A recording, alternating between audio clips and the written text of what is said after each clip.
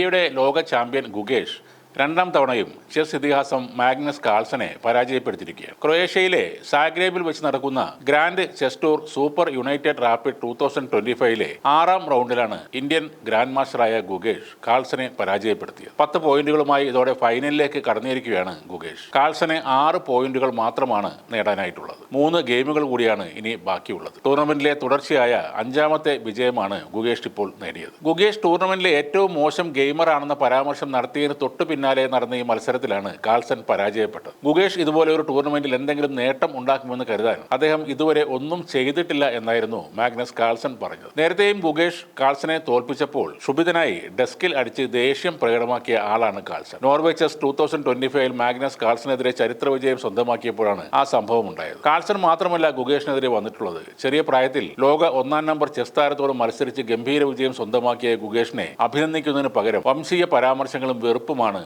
സാമൂഹിക മാധ്യമങ്ങളിൽ പ്രചരിക്കുന്നത്. ഗുകേഷിന്റെ ദേശീയതയെ ലക്ഷ്യം വെച്ചാണ് കമന്റുകൾ അധികവും. പ്രായത്തിൽ ചെറുതാണ് എന്നതും ഇന്ത്യക്കാരനാണ് എന്ന കാര്യവും പലർക്കും ദഹിച്ചിട്ടില്ല. മാഗ്നസിന്റെ കടുത്ത ആരാധകർക്കാണെങ്കിൽ തങ്ങളുടെ ആരാധ്യപുരുഷനെ തോൽപ്പിച്ചത് അനുഭവസമ്പത്ത് ഒട്ടുമില്ലാത്ത ഒരു പയ്യനാണെന്ന് അംഗീകരിക്കാനും പ്രയാസമാണ്. ഗുകേഷിനെ ലക്ഷ്യം വെച്ചുള്ള വംശീയ പരാമർശങ്ങളുള്ള കമന്റുകൾ ആയിരക്കണക്കിന് ലൈക്കുകളാണ് നേടുന്നത്. കറിയുടെ ഗന്ധം മാഗ്നസിന്റെ ശ്രദ്ധ തെറ്റിച്ചു എന്നാണ് ഒരു വീഡിയോയ്ക്ക് താഴെ നിരവധി ആളുകൾ ലൈക്ക് ചെയ്ത ഒരു കമന്റ്. ട്രോളുകളായും കമന്റായും നിരവധി ആളുകൾ ഇതേ രീതിയിൽ പ്രതികരിക്കുന്നു. ഗുകേഷിന് വല്ലാത്ത ദുർഗന്ധമാണെന്ന് കളി കഴിഞ്ഞ ശേഷം മാഗ്നസ് കാൾസൻ പറഞ്ഞിരുന്നു എന്നാണ് മറ്റൊരാൾ പറയുന്നത്. പാശ്ചാത്യ സമൂഹത്തിന് ഇന്ത്യയോടുള്ള വെറുപ്പിന്റെ ബാക്കിപത്രമാണ് ഗുകേഷിന് നേരിടേണ്ടി വരുന്ന ഇത്തരം പരിഹാസങ്ങൾ. തോറ്റപ്പോൾ വികാരഭരിതനായി മേശയിൽ അടിച്ച് ഇറങ്ങിപ്പോയ കാൾസൻ മാന്യനും ശാന്തനായി ബോർഡിൽ കരുക്കൾ അടക്കി വെച്ചിട്ട് പോയ ഗുകേഷ് മോശക്കാരനും ആവുകയാണ്. ആദ്യം നിരാശനായാണ് മാഗ്നസ് പ്രതികരിച്ചതെങ്കിലും പിന്നീട് അന്ന് ഗുകേഷിന്റെ അടുത്ത് വന്ന് തോളിൽ തട്ടി അഭിനന്ദിച്ചാണ് മാഗ്നസ് യാത്ര പറഞ്ഞത്. എന്നാൽ ആരാധകർ തോൽവി അംഗീകരിക്കാതെ ഇന്ത്യക്കാർക്ക് നേരെ അധിക്ഷേപവും പരിഹാസവും തുടരുകയായിരുന്നു. ഇപ്പോൾ വീണ്ടും അതേ കാൾസനെ തോൽപ്പിച്ചുകൊണ്ട് ഗുകേഷ് ഇന്ത്യയുടെ അഭിമാനമായി മാറുകയാണ്. ഇത്തവണയും പരാജയം ഏറ്റുവാങ്ങിയ കാൾസൻ അല്പം നീരസത്തോടെയാണ് ഇറങ്ങിപ്പോയത്. എന്നാൽ ഗുകേഷ് ആകട്ടെ